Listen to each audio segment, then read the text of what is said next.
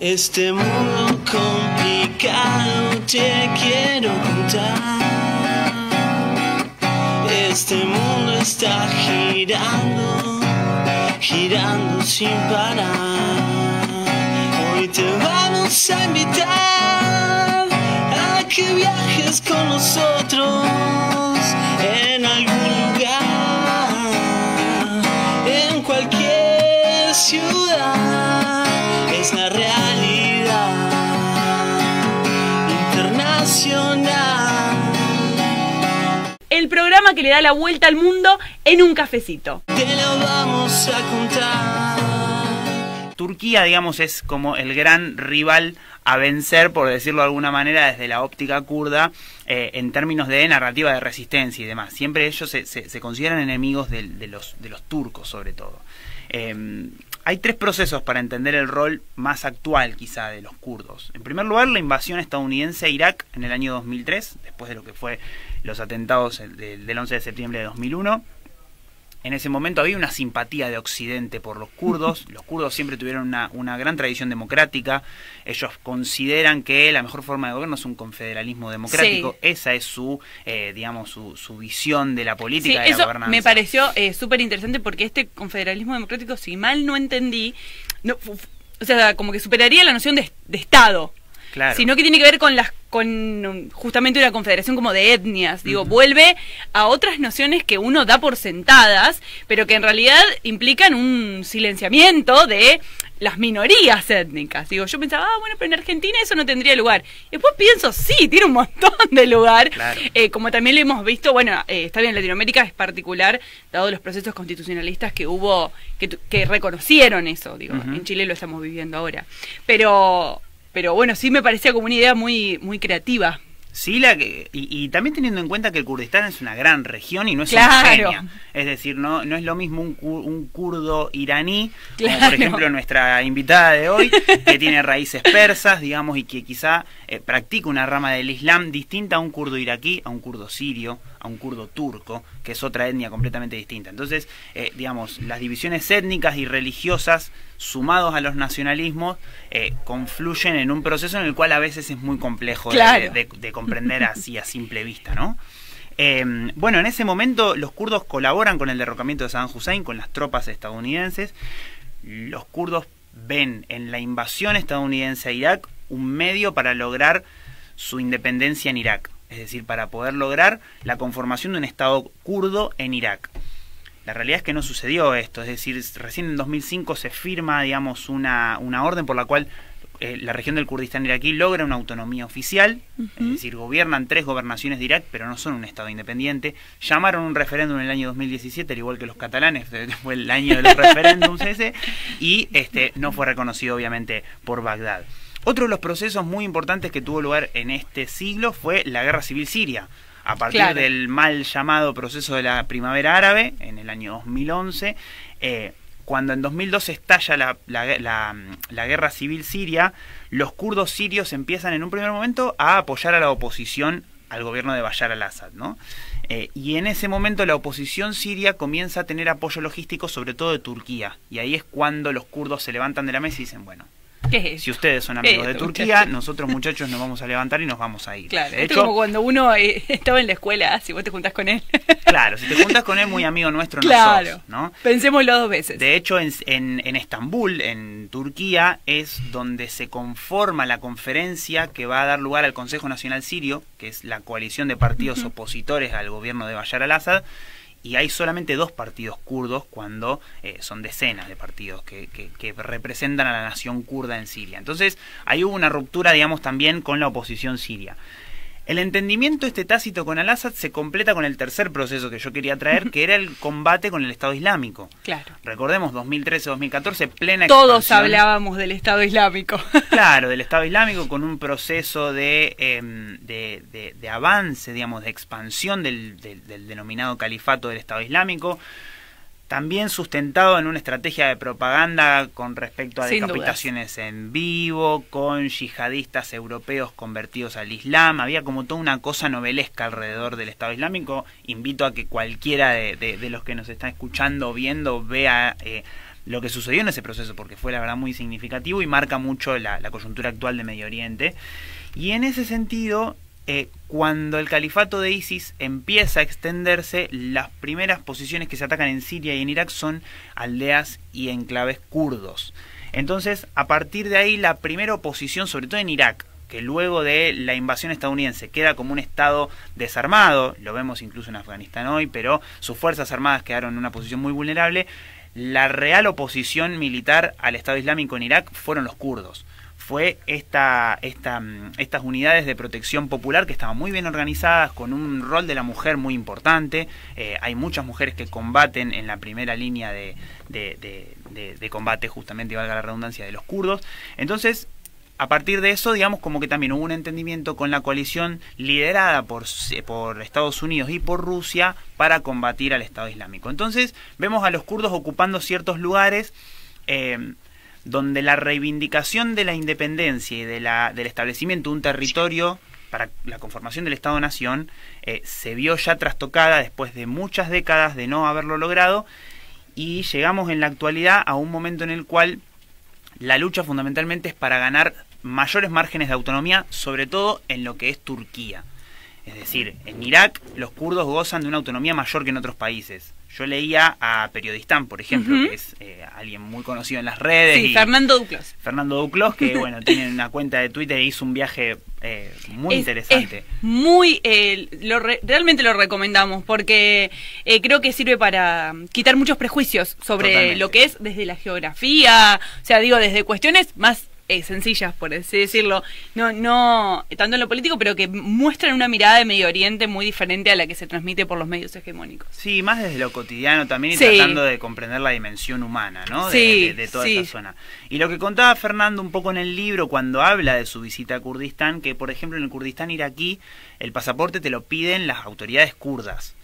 En Irak, en la parte kurda de Irak, se iza la bandera del Kurdistán, no se iza la bandera iraquí. En otros países no sucede esto. Entonces en Irak sí tienen una autonomía mayor que en otros países, fundamentalmente teniendo en cuenta las restricciones que los kurdos sufren en Turquía. Se estima que hay 16 millones de kurdos en Turquía, que tienen cercenados sus derechos políticos, que... Ahora, lo de Turquía es realmente una locura. Si uno piensa, en nuestro primer programa de este año trabajamos con Armenia y con lo que fue el genocidio, y ahora estamos pensando, digamos, en esta región o en estos grupos étnicos, y es increíble cómo el rol de Turquía, digo, uno ve una Turquía del día de hoy, pero cómo tiene en su génesis un gran componente de imperio todavía. Sí, totalmente. Y sobre esto, sobre su patio trasero, tiene una injerencia muy grande. Sí, y eso... Anotemos. Hay un programa que merece ser especial de Turquía. De Turquía, sí. Que esto quizá lo podríamos trabajar en otro momento. Recordemos que Turquía es parte de la OTAN. Claro. Pidió hace algunos años la adhesión a la Unión Europea, y ahora hace algunos años está teniendo una política exterior muchísimo más agresiva y asertiva dentro de lo que es su región, ¿no? Vemos la guerra del Cáucaso con Armenia y Azerbaiyán jugando muy fuerte ahí, el Mediterráneo Oriental, algunos conflictos que tuvo con Grecia, la guerra civil siria también lo tuvo Turquía ahí en el medio. Entonces, hoy por hoy, digamos, la agenda de los activistas kurdos, de los militantes kurdos, de las organizaciones políticas y militares kurdas, pasa por ganar estos márgenes de autonomía dentro de lo que es el territorio turco, que es donde ahí ven más cercenadas sus posibilidades de hacer política, fundamentalmente.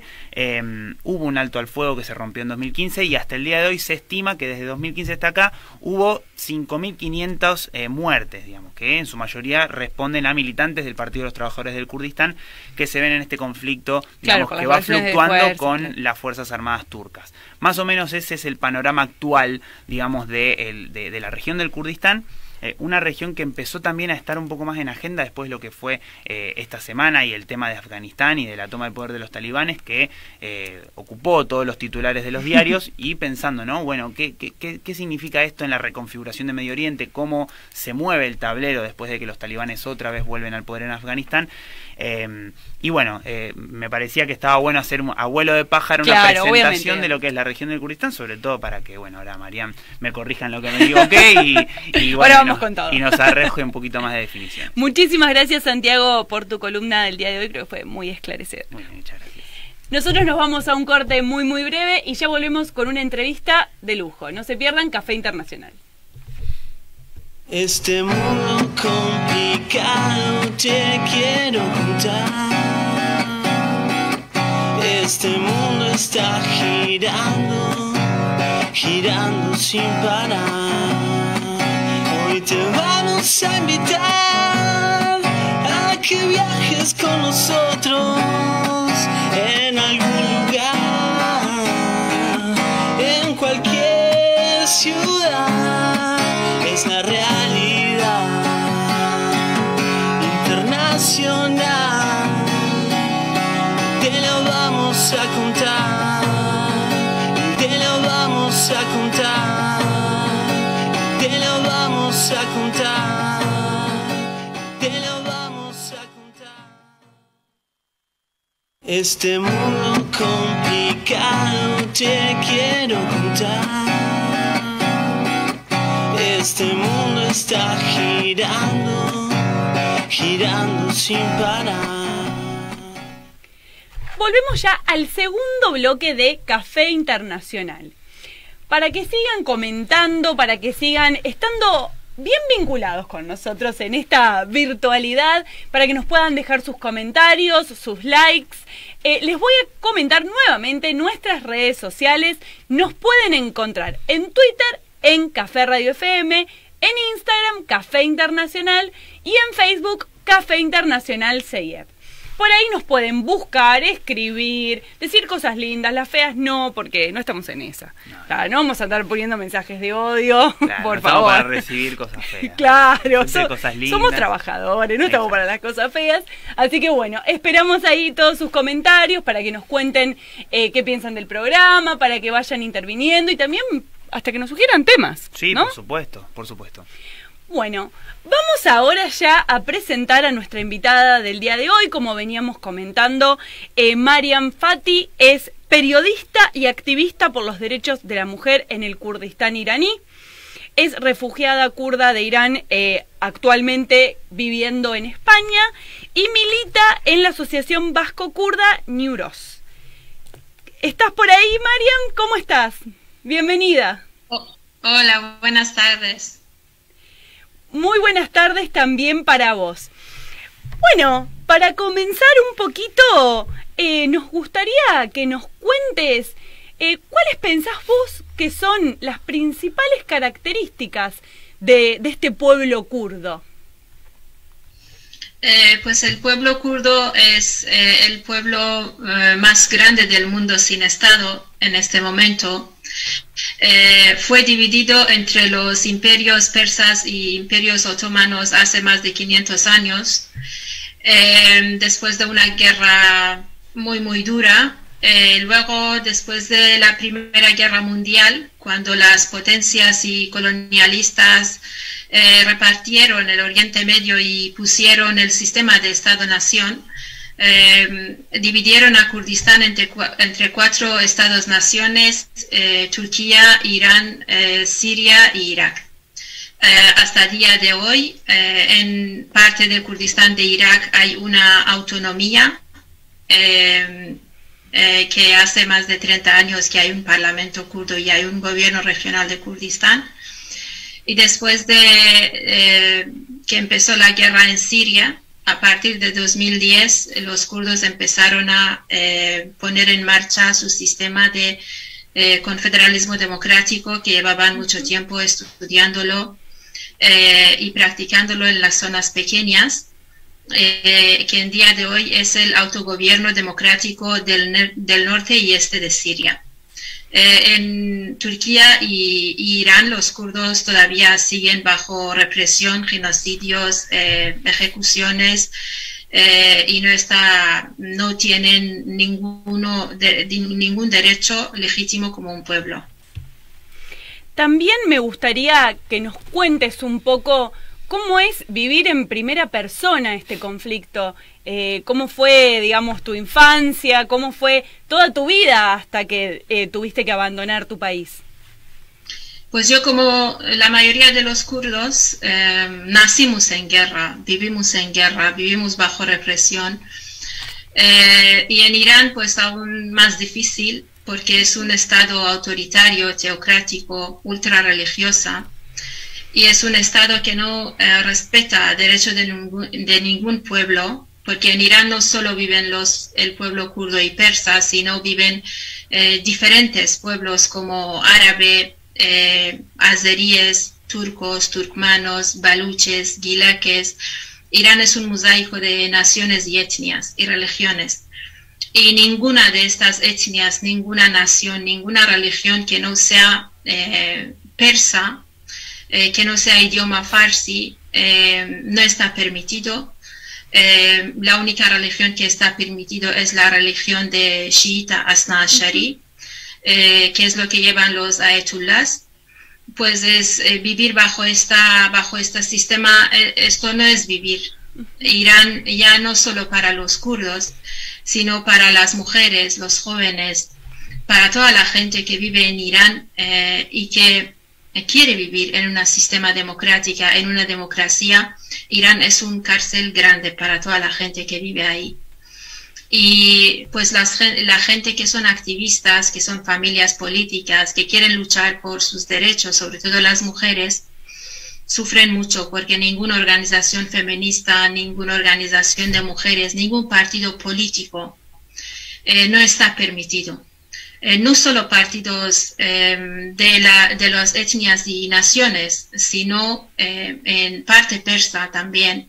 En todo el Irán es un partido único, que es el partido islámico de la República Islámica de Irán. Ni siquiera los partidos socialistas, los partidos comunistas, ningún partido tiene permiso de poder organizar y trabajar en Irán. Y de esta forma pues hay un nivel de represiones, de ejecuciones de primer nivel o segundo nivel en el mundo. Pues vivir ahí no es fácil, realmente es difícil, y mucha gente pierde la vida, mucha gente suben a las montañas para luchar contra el gobierno, mucha gente lucha en forma clandestinidad, y mucha gente cuando salen del país o huyen de Irán por salvar sus vidas también siguen activismo para ser voz del pueblo, de las mujeres, de los jóvenes y los trabajadores, los niños y la gente que vive en Irán, porque ni siquiera los niños en Irán están protegidos, ni siquiera por propia ley del Estado. Mariam, buenas tardes, ¿cómo te va? Santiago es mi nombre. Quería preguntarte un poco cuáles son los apoyos internacionales que tiene hoy la causa kurda, porque uno a veces hace un paralelismo con la causa palestina, en la cual la reivindicación de un territorio, de un Estado, está desde hace muchas décadas, y con la causa kurda, ¿qué sucede con los apoyos internacionales, tanto en la región como en otras partes del mundo? Pues la causa kurda siempre ha sido una causa, como está repartido entre 4 estados, dependiendo de los enemigos que estos estados tengan, hay intereses para apoyar de manera, digamos, macropolítica y buscar sus propios intereses, digo, por parte de los gobiernos y los estados. Realmente el apoyo real que ha tenido el pueblo kurdo siempre ha sido por gente solidaria, por movimientos sociales, por internacionalistas, por partidos izquierda, pero como un apoyo político el pueblo kurdo no ha tenido. De hecho, ahora mismo, desde 2010, hay un autogobierno democrático en el norte de Siria, que es un sistema que ha puesto muchas leyes de igualdad de género. Es un autogobierno que está en base de comunas, asambleas populares, y todas las etnias y religiones y toda la gente que vive ahí tiene su propia voz. Es una forma de vivir autogestionada. Ni siquiera piden un Estado. Ellos luchan por una forma nueva de vivir, pero hasta ahora, desde 2010 hasta ahora, todas las reuniones que ha habido por tema de Siria, tanto en Astana como en Europa o en otros sitios, nunca han invitado a los kurdos, ni siquiera piensan en reconocer, ni con las negociaciones con el Estado sirio, ni con las negociaciones con Unión Europea. De hecho, hasta después de la gran lucha y gran valor que han tenido los kurdos de luchar contra Estado Islámico, ISIS, y fueron la fuerza de tierra que han acabado con la ISIS y ayudaron a la comunidad internacional. De este sentido, ni siquiera después de esto apoyan realmente el pueblo kurdo. O sea, el pueblo kurdo es una víctima. ¿Por qué? Porque vive en una zona muy estratégica. Y está Turquía, que es el estado que tiene una relación estratégica con Estados Unidos. Está Irán, que está en un bloqueo llamado bloque antiimperialista, aunque en día de hoy realmente por la gente de Oriente Medio este bloqueo para nosotros ya no existe desde hace mucho tiempo. Porque cambian los intereses, cambian los aliados, las tácticas, y el único relación estratégico que existe en este momento es entre Turquía y Estados Unidos. El resto pues van por sus propios intereses y programan con los estados regionales que hay, como China, como Rusia. Entre todo este juego, el pueblo kurdo apoyo político por los gobiernos hasta ahora no ha tenido. Mariam, vale, dime. Te querría preguntar, esto que vos decías, ¿no? De toda la resistencia que significaron los kurdos para ISIS y para el Estado Islámico, y que no tuvo como contrapartida un apoyo a la causa kurda. Considerando esto, ¿crees que valió la pena esa resistencia o que, digamos, se perdió un poco el objetivo de la lucha kurda? No, era un deber que tocó al pueblo kurdo en este momento. Si ponemos a Afganistán como un ejemplo, lo que está pasando en Afganistán, realmente si el pueblo afgano si estaría preparado por todas estas negociaciones y planificaciones que tiene el sistema imperialista mundial, los bloqueos, porque ninguno de estos grupos están fuera del sistema. Entonces, realmente es el pueblo que se tiene que autoorganizar y preparar para poder autodefenderse en el momento que necesita. En este momento, el pueblo kurdo necesitaba autodefenderse porque ISIS, cuando atacó a Sinjar, llevó 5.000 mujeres ezitíes kurdas como esclavas sexuales. Y el pueblo kurdo tenía este deber de defenderse, porque no solo fue para la gente de ahí, sino para el pueblo kurdo también, porque ISIS, un objetivo de crear el ISIS era acabar con el pueblo kurdo, y el pueblo kurdo debería defenderse en este momento.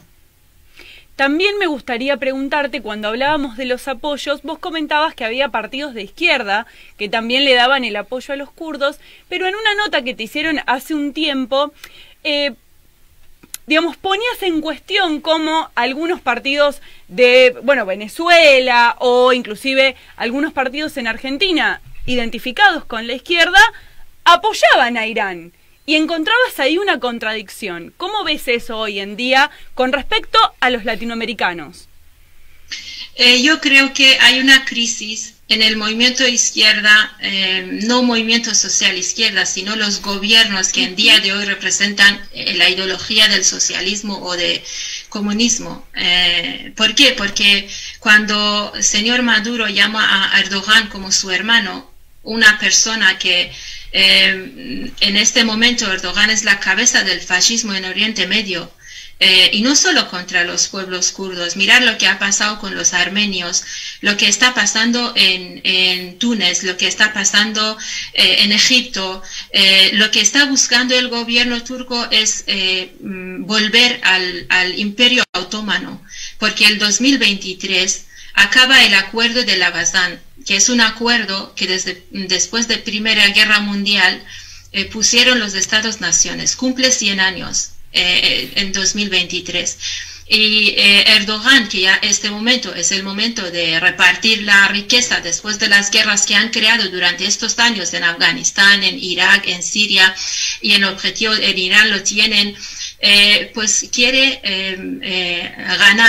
ganar muchos territorios, tanto el norte de Siria, el norte de Irak y en otras zonas, para en este momento que en 2023 que acaba el acuerdo de Lavazán, en este momento Turquía tenga sus objetivos, que es llegar a Mosul en Irak, que es llegar a muchos puntos fuera de sus territorios como el Estado en este momento.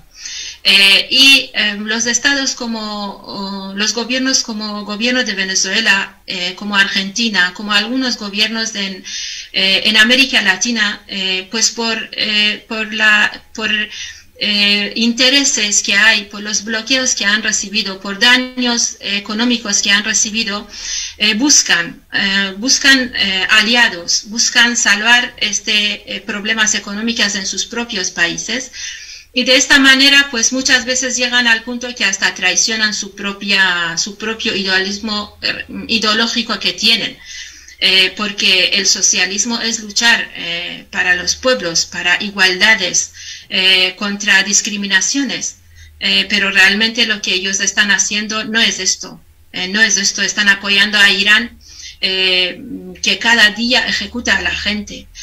El papel de derechos humanos, el papel de las mujeres, el papel de los pueblos y etnias no tiene ningún valor entre estos gobiernos cuando hacen sus propios negocios. De alguna manera, yo no creo que en este mundo, en este momento, exista un gobierno que realmente sus políticos vayan a la vía ideológica que haya cogido sobre todo una parte grande de izquierda. Yo cuando prefiero a los partidos izquierdas, prefiero a los partidos que todavía siguen luchando para este mundo ideal, igualitario y más justo que todos lo creemos, no los partidos que están ya en el gobierno y son los mayoritarios. Mariam, te hago una pregunta más del orden de lo geopolítico y teniendo en cuenta las novedades que hubo con respecto a la retirada de Estados Unidos de Afganistán. El otro país donde Estados Unidos tiene mucha presencia es Irak, donde hay muchísima cantidad de población kurda. ¿Cómo ves la presencia de Estados Unidos en Irak en relación al pueblo kurdo?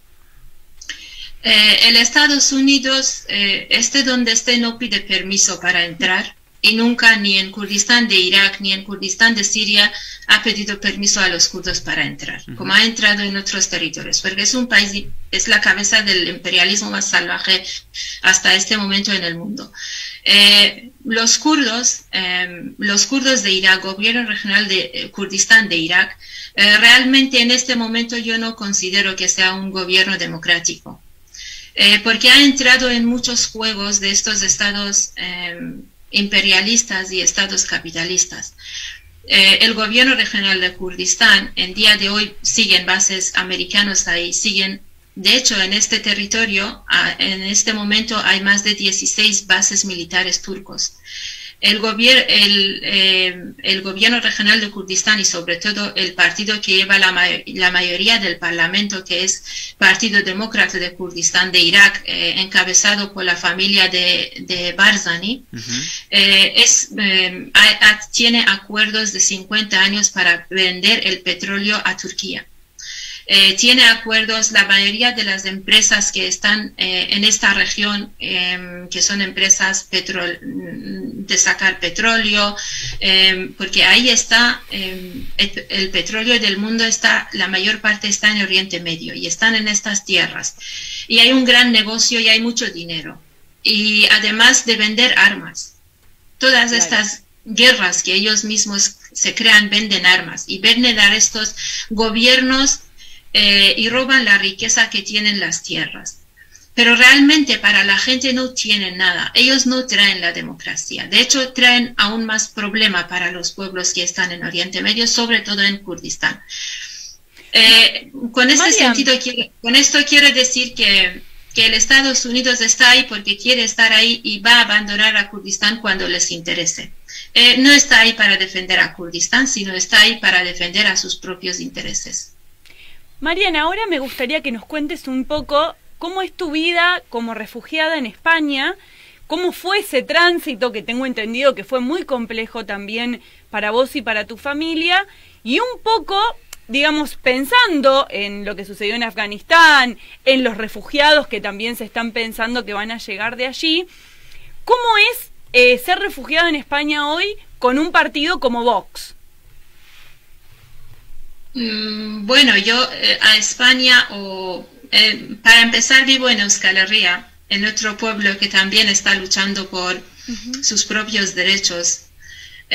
Aquí yo estoy arropada de gente que conocen la causa kurda, conocen la causa en Afganistán, tienen conocimientos sobre geopolítica, sobre los intereses, llevan años luchando. Es un pueblo que está en lucha. Y los pueblos que están en lucha también tienen conocimiento sobre otros pueblos. Sobre el tema de los refugiados, realmente los refugiados es un papel es una carta que están utilizando. Los refugiados que llegan a Europa tienen un nivel de económico para poder llegar a Europa para empezar. Lo peor son la gente que quedan en los países como Grecia, como Turquía, como Irán, los refugiados de Afganistán que ahora llegan. Y no es fácil vivir como un refugiado o una refugiada, porque aunque llegas a un país seguro, es empezar de cero toda tu vida.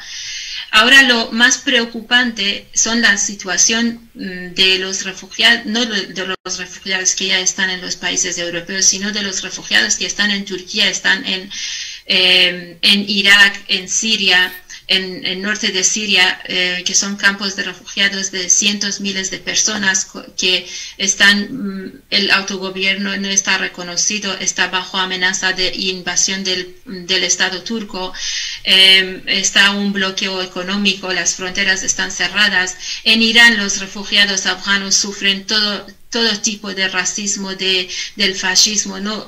Porque hay una propaganda de hace años contra los refugiados, y ahora que los gobiernos, tanto el gobierno turco como el gobierno iraní, han reconocido a Talibán, les han abierto el brazo para Talibán, lo que van a sufrir más son la gente, el pueblo. De hecho, las fronteras de Irán siguen cerradas y no están dejando que la gente entre. Las fronteras de Turquía ha hecho un muro entre frontera que tiene con Irán, un muro de 100 y pico kilómetros, de 5 metros de altura. Todos los días cada vez están creando más muros, cada vez están poniendo la situación difícil para los refugiados, y la Unión Europea tiene una política sucia realmente sobre el papel de los refugiados. Está pagando un dinero a Turquía, una cantidad de dinero en nombre de los refugiados, cuando este dinero no llega a los refugiados sirios. De hecho, hace poco la misma policía turca lleva grupos del fascismo turcos para atacar a los barrios de los refugiados sirios que hay en Turquía, a los refugiados afganos. El dinero, todo el dinero que reciben, de hecho, en nombre de los refugiados, le están gastando en armamentos para atacar al pueblo kurdo, para bombardear y para seguir matando a la gente en estos pueblos. Lo que está en el Oriente Medio y es de interés de Estados Unidos, de América, de Rusia, de China, son la riqueza, el dinero y vender armas. La gente que vive en estos pueblos realmente les sobra. Eso es el tema que sufren los refugiados, y también la gente que se queda y no tiene ni dinero para marchar, ni medios para marchar, y son los que más sufren a los masacres. Ya hemos visto los atentados de esta tarde en Kabul. Yo creo que lo que ha ocurrido en Kabul es la baja de ética de todos los políticos mundiales. Marian, muchísimas gracias por tu tiempo con nosotros. La verdad, valoramos un montón tener una persona que pueda hablar en primera voz, con voz propia, sobre un conflicto como este. Y bueno, desde acá les deseamos mucha fortaleza para que puedan continuar la lucha. Muchas gracias. Nosotros del pueblo kurdo tenemos un dicho, que es un dicho que diariamente lo repetimos para no cansarnos de resistencia y de la lucha, porque al fin y al cabo quien va a salvar estos pueblos serán los mismos pueblos. En América Latina hay muchos dichos bonitos sobre esto, que nadie salva a un pueblo menos que el pueblo mismo. En Kurdistán tenemos un dicho que dice: la resistencia es la vida. En Kurdistán nosotros estamos organizadas. en el Kurdistán hay un movimiento muy, muy grande, un movimiento revolucionario, feminista, ecologista, un movimiento que no solo lucha contra los estados-naciones, sino lucha para democratizar, contra el sexismo, el patriarcado, contra el fundamentalismo religioso en esta zona. Y este movimiento tiene una lema que es: la resistencia es la vida. Y es al final y al cabo la resistencia quien podrá salvar estos pueblos, y que esperemos que algún día llegue paz a Oriente Medio también, y que la gente de ahí también tenga los mismos derechos que el resto de muchos países lo tienen y lo están disfrutando. Sin dudas que esperamos que así sea. Muchísimas gracias, Mariam. A vosotros, muchísimas gracias a vosotros. Pasó entonces por Café Internacional Mariam Fathi, quien es periodista, activista por los derechos de la mujer en el Kurdistán iraní, quien es refugiada kurda de Irán y quien también tiene una gran militancia, ¿no? Qué testimonio, ¿no? Sí, muy potente. Te cuento también, Santiago, que nos están mandando saludos desde Viñales, de Cuba. Hay muchos cubanos que están en este momento... Saludo a Cuba. Sí, saludando a nuestro programa, un pueblo que también ha resistido. Así que bueno, la resistencia es la vida. Nos vamos a un corte muy breve y ya volvemos con mucho más Café Internacional. Hoy te vamos a invitar a que viajes con nosotros en algún lugar, en cualquier ciudad. Es la realidad internacional, te lo vamos a contar, te lo vamos a contar, te lo vamos a contar, te lo vamos a contar. Este mundo complicado te quiero contar. Este mundo está girando, girando sin parar. Hoy te vamos a invitar a que viajes con nosotros en algún lugar, en cualquier ciudad. Es la realidad internacional, te lo vamos a contar, te lo vamos a contar, te lo vamos a contar, te lo vamos a contar. Este mundo complicado te quiero contar. Este mundo está girando, girando sin parar. Hoy te vamos a invitar a que viajes con nosotros en algún lugar, en cualquier ciudad. Es la realidad internacional, te lo vamos a contar, te lo vamos a contar, te lo vamos a contar, te lo vamos a contar. Este mundo complicado te quiero contar. Este mundo está girando, girando sin parar. Hoy te vamos a invitar a que viajes con nosotros en algún lugar, en cualquier ciudad. Es la realidad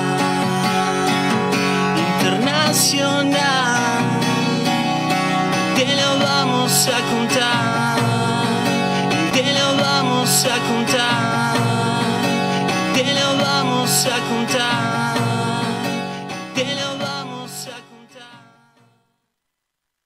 Este mundo complicado te quiero contar. Este mundo está girando, girando sin parar.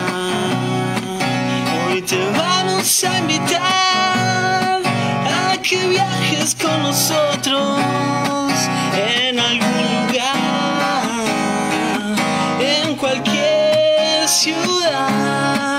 Es la realidad internacional, te lo vamos a contar, te lo vamos a contar, te lo vamos a contar, te lo vamos a contar. Este mundo complicado te quiero contar. Este mundo está girando, girando sin parar.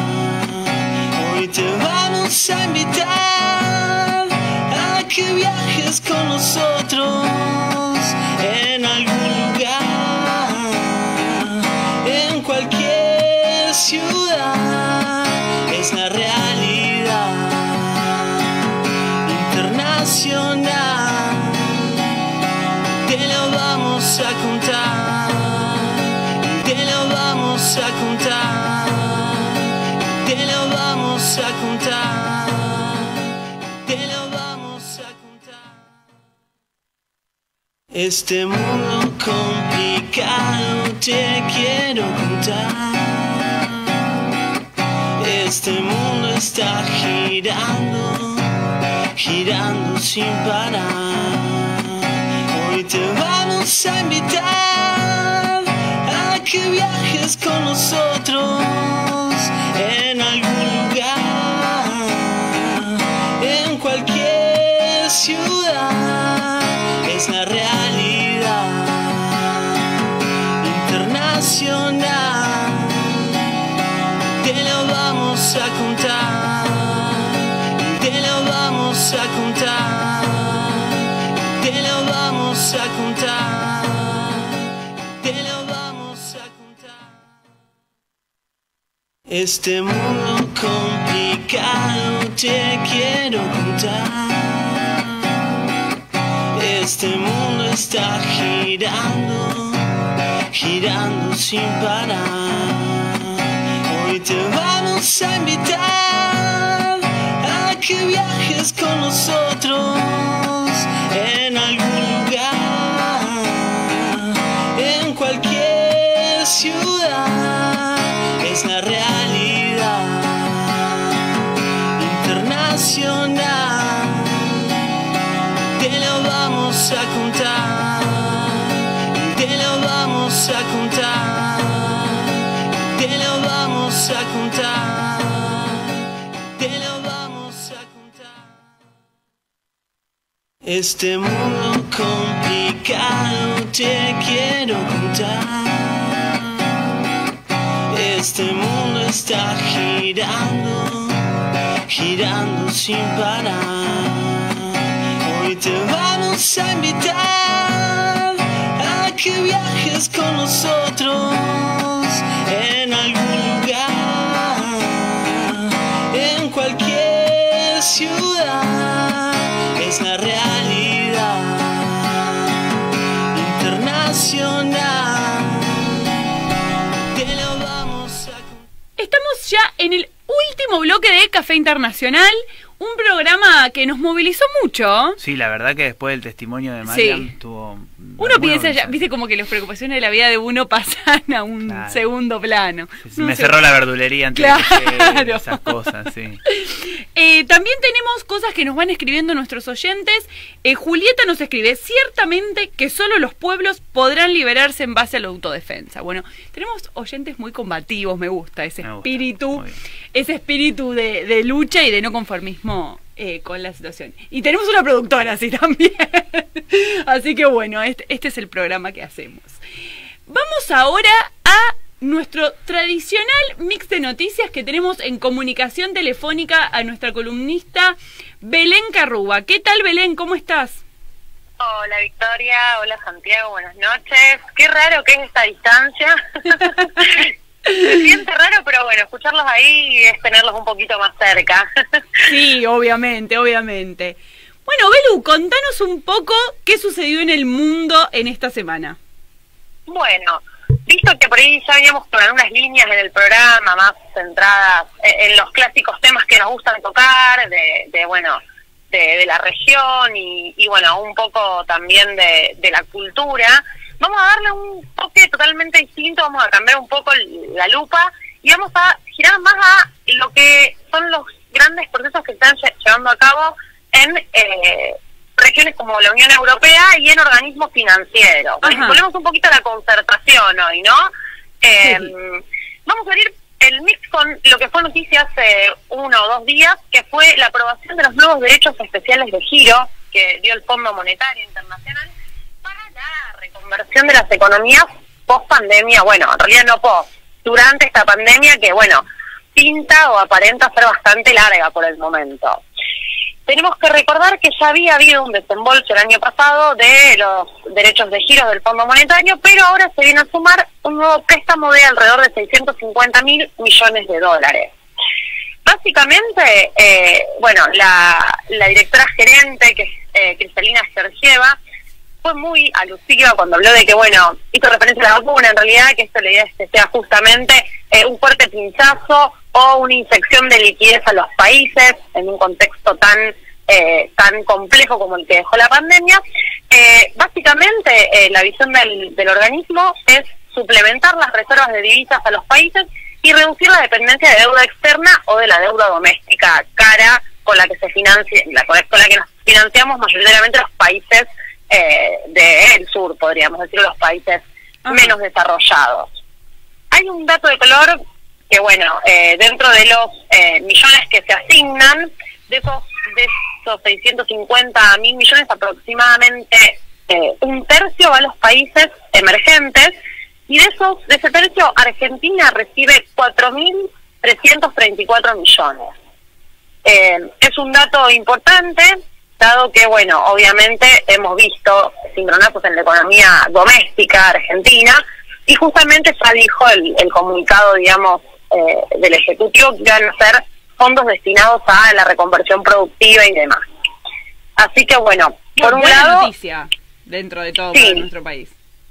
Sí, tiene que recordar aparte que este tipo de préstamos que hace el fondo también tiene una intención de y está planteado como para canalizarse también en algunos bancos multilaterales de desarrollo, no únicamente en los países, ¿no? Entonces, por ahí también creo que algo a destacar es que también busca que vuelva a tener importancia y fuerza los procesos de integración y los procesos de cooperación de cada región, como por ejemplo el BID, tenemos, y los distintos proyectos que dentro del BID y otros organismos se van llevando a cabo. Tal cual, sí, de a poco empezar a pensar, ¿no? También lo que va a ser el mundo post pandemia, eso en algún momento va a suceder, tenemos fe en que eso suceda. ¿Qué más, Belu? Contanos. Bueno, seguimos con la línea de los distintos grupos de concertación, como decíamos, y ahora pasamos a el famoso G7, que tuvo una reunión extraordinaria.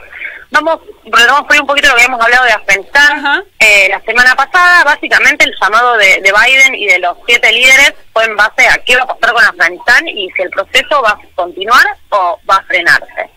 Básicamente, Biden ratificó que el 31 de agosto las tropas van a estar totalmente retiradas de Afganistán.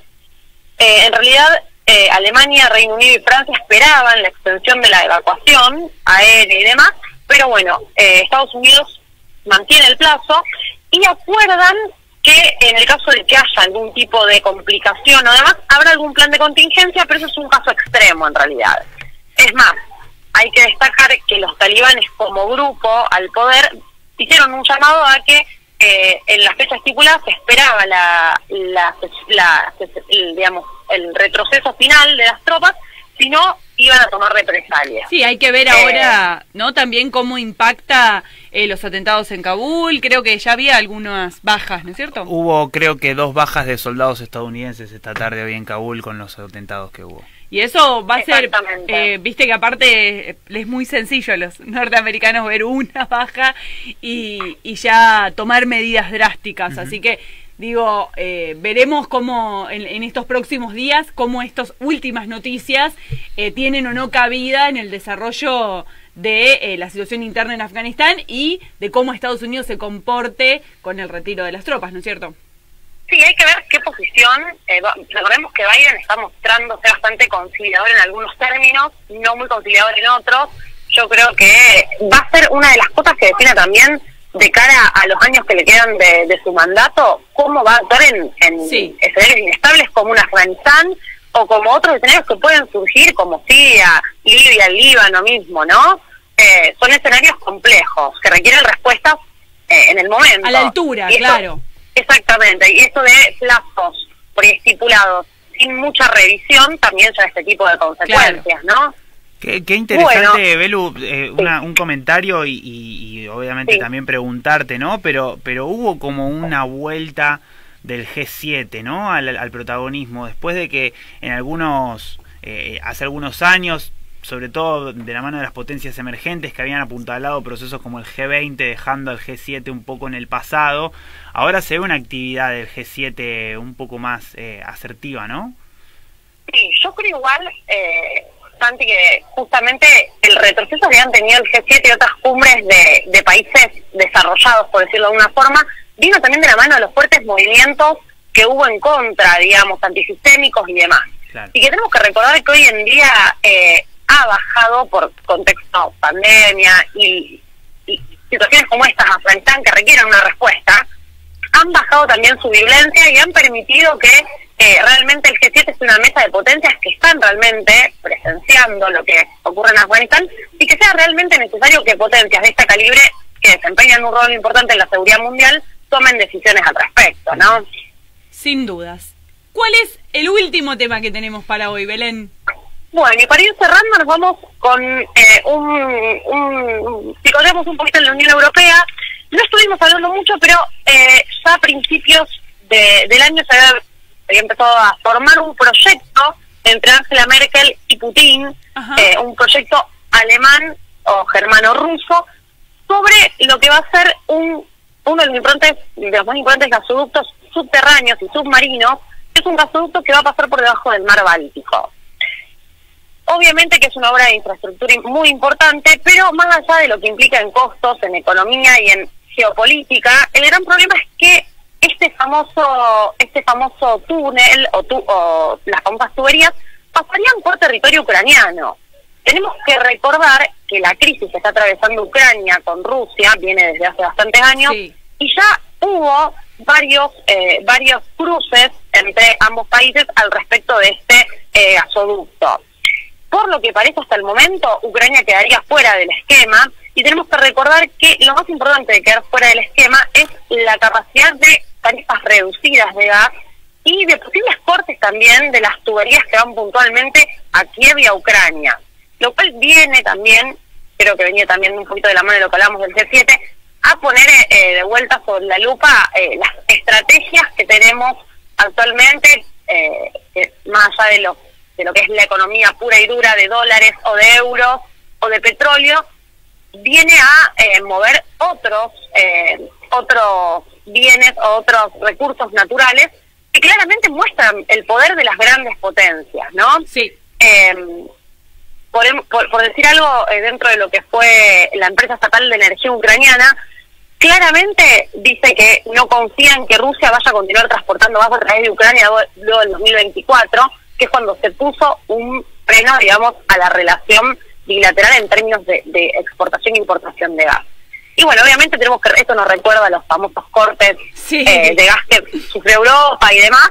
Entonces, bueno, también es una llamada en un escenario bastante complejo de una crisis que viene desde hace años entre Ucrania y Rusia, que bueno, no dejaría de afectar también a la Unión Europea en su conjunto. Muchísimas gracias, Belén, por este panorama informativo y bueno, esperamos ya tenerte pronto en esta mesa de Café Internacional. Esperamos que así sea, les mando un beso muy grande a todos y espero verlos la semana que viene muy prontito por acá. Nos vemos, un beso grande. Hasta luego.